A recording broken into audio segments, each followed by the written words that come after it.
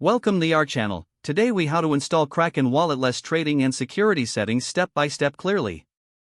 Open your web browser and navigate to the Kraken website.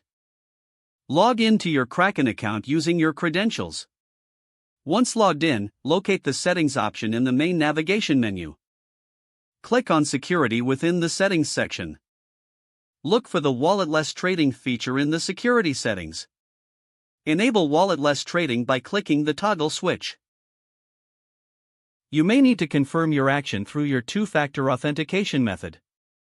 After enabling, review any additional instructions or agreements presented. Now navigate to the API section under the Settings menu. Click on Add API Key to generate a new key for walletless trading. Specify the permissions for this API key based on your trading needs. Save the new API key securely, as you will need it for integrations. Next, go to your security settings to set up further security measures.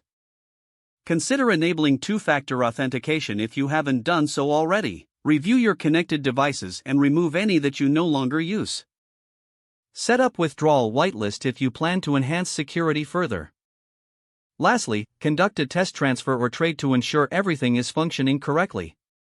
If the page does not load, refresh the browser or try again in a private or incognito window. Make sure you are using the correct email address, then retype it carefully to avoid small typos. If your password is not accepted, use the reset option and create a new strong password you can remember. Check your spam folder for verification or security emails, then complete any requested confirmation steps. Enable two-factor authentication if available to improve account security and reduce unauthorized access risk. After signing in, review your profile details so your contact information and settings are accurate and current. If you see an error message, note it down and try again after restarting your device and internet connection.